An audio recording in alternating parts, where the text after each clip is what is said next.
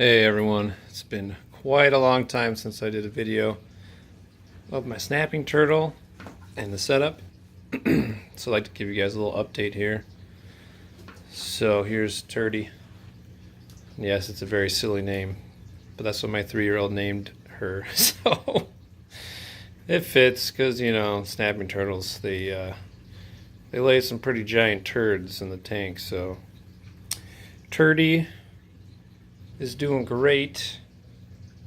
She is going to be turning 4 years old in August. Maybe it was July. I can't remember. But anyway, she's doing really good. Not too long ago, I put this crate in here. I found one that was almost exact width of this 125-gallon aquarium. And I cut the front out, and then I jammed it in there.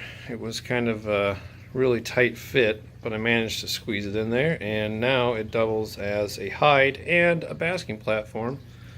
And I've got a little hood and a little clamp light and a heat lamp combo that I bought at Home Depot. I think the clamp light's like $8 and the bulb is like $5 or $6, something like that. And I also had to switch to an external inline pump because my dang canister filter decided to stop working well. It wasn't sucking any water through it. So I hooked up this inline pump to my canister filter. And now the filter's not plugged in at all. And the inline filter shoves water through it. And it cleans the water better than the pump in the canister filter ever did. So it's working out great. And oh yeah, another thing that's awesome about this crate is I put my intake pipe through the crate. I don't know if you can see it back there in the corner. But now the turtle cannot knock the intake pipe up out of the water and starve the pump of water, because I've got a nice little zip tie going around this pipe here, so it's fastened in there and it's never going to pop out. So it's another nice thing about having the crate in there. Oh, did you see my little pumpkin seed? Come on, pumpkin seed. There he is.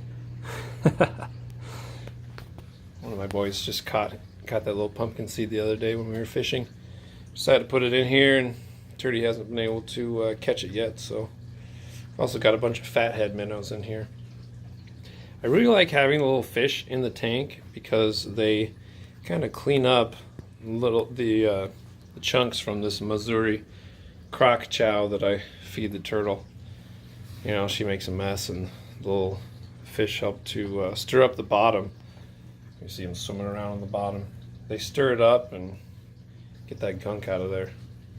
Otherwise, anytime there's like, you know, a little space behind the rock there, the dust from the food will just accumulate into this massive pile, and then there'll be all these little weird worms and stuff in the water. I'm not sure exactly what kind they are. I don't think they hurt the turtle at all, but it's gross. So I like having the fish in there. They eat all the little worms or whatever. I even have, you know, with this duckweed, there are also a bunch of little snails and even like fungus gnats and other things that live on them, and the minnows eat all those little bugs. So it's kind of got my own little ecosystem going on here in this tank, which I like. I like having it a little more naturalistic instead of just a glass bottom like a lot of people have in their snapper tanks. And I think the turtle likes it too. Some people have had problems with their turtles having sores on their bellies, and they attribute this to the sand in their aquariums. And I suppose the sand can harbor a lot of bacteria and other things if you don't have adequate filtration, and if you're not kind of stirring up the sand periodically. But honestly, the turtle stirs up the sand a lot, and then the fish, between the two, the turtle and the fish, stays pretty clean in here. But I do notice that whenever I start to get a lot of algae growth in the tank, I'm like, oh, it's probably time to clean out the canister filter. That's what was happening before. All of a sudden, the water just started getting a little murky. I'm like, when was the last time I changed that? Probably like 3 months ago. So should really be changing it every month, or else it just kind of gets out of control. But if you change it every month, water's nice and crystal clear and healthy turtle. Honestly, this turtle has been so healthy since I got her. I started her off on Hikari turtle pellets. I looked through a bunch of different brands and just had really good reviews with Hikari.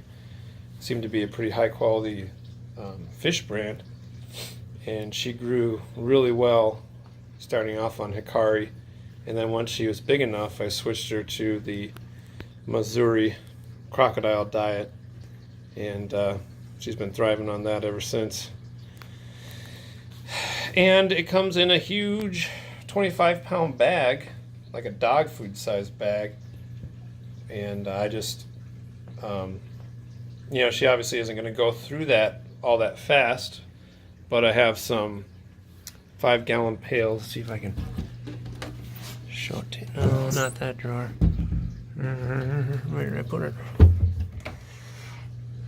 It's back over and under here in my mess pile. Don't mind the mess here. But I've got a food storage 5-gallon pail with a sealable lid. And so I've got all this turtle chow in the bucket, so it's not going to go bad. And I think the 25-pound bag was only something like $30 or something like that. So honestly, feeding this turtle now is super cheap. And every now and then I buy a scoop of minnows. I know minnows have thiaminase, so you don't want to have that as a staple.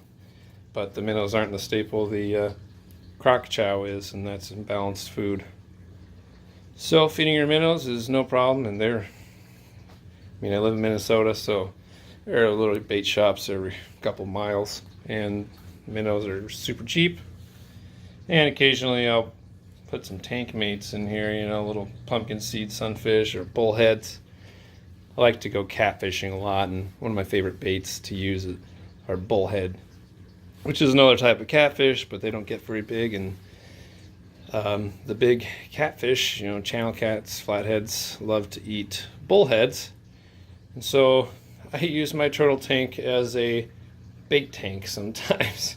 Just keep a few bullheads in there so I can scoop them out when I want to go fishing. And it takes a while for the snapping turtle to eat the bullheads because they have spines on them, so she has to get sneaky if she wants to eat them. But they lasted a while. Don't have any in there right now, but I've got that little pumpkin seed. He seems to be doing okay. Looks like she found another pellet finally. Oh, let's see here. Where did I put? Oh, here it is. Yeah, instead of having to grab from that 5-gallon pail all the time, I kind of transfer some pellets into a smaller container. And she knows what that is. And here it is. Okay, let's see here. You want some more? All right. You ready?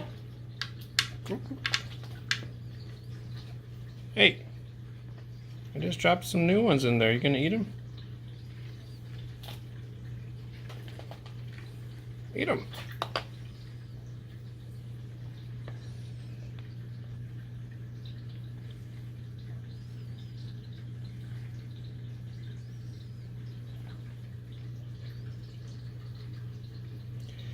Yeah, I just throw in a handful of crock pellets every day. Just don't give her too much. Don't want her to get obese. but it seems to be a pretty good weight.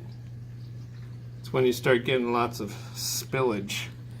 When it starts looking like there's more shell than, or more meat than shell, you got a problem. So it's pretty easy to overfeed these guys. So I just throw in a small handful of the pellets every day or every other day, and that's all she needs. Well guys, till next time, have a good day.